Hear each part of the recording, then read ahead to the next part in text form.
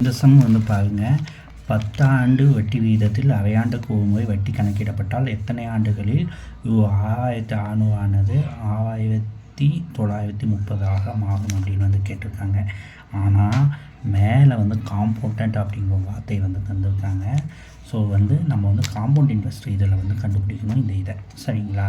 So இதை வந்து பார்த்துக்கோங்க.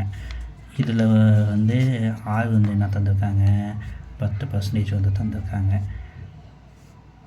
ஸோ வந்து பி வந்து எவ்வளோ தந்திருக்காங்க, 6600 வந்து தந்துட்டாங்க. ஸோ வந்து காம்பவுண்டு இன்ட்ரெஸ்ட் இல்லை, இது வந்து டோட்டல் அமௌண்ட் வந்து 6930 வந்து தந்துட்டாங்க.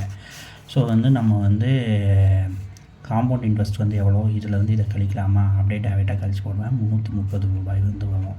ஸோ வந்து 6600 வந்து 330 ரூபாய் எப்போ வந்து இன்க்ரீஸ் ஆகுது அப்படின்னு வந்து கேட்டிருக்காங்க சரிங்களா. இதில் என்னென்னா ஆஃப் இயர் அப்படின்னு வந்து சொல்லியிருக்காங்க. ஆஃப் இயருக்கு ஒன்ஸ் வந்து வட்டி கணக்கிடப்பட்டால் வந்து காம்பவுண்ட் இன்ட்ரெஸ்ட்டோட இதே வந்து வேரி ஆகும். ஸோ வந்து 6600க்கு ஆஃப் இயர்னால் வந்து ஸோ வந்து என்ன வந்து பண்ணிக்கிறோம் பார்த்திங்கன்னா, இன்ட்ரெஸ்ட்டு டிவைடட் பை 2 வந்து போட்டு இன்ட்ரெஸ்ட் வந்து எழுதிக்கணும். ஓகேவா. ஸோ வந்து இன்ட்ரெஸ்ட்டு டிவைடட் பை 2 வந்து போட்டுக்கலாமா.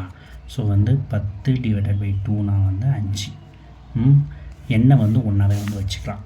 ஸோ வந்து 6600 இன்ட்டு 5 டிவைடட் பை 100. எண்ணெய் வந்து ஒன்றாவே வந்து வச்சுக்கலாம். 2 ஜோ கேன்சல் ஆகிடுச்சா. 5030 மீதி 3, 5030 3 33. ஸோ 330 ஃபஸ்ட்டு 6 மாதத்துலேயே வந்துச்சு பார்த்தீங்களா.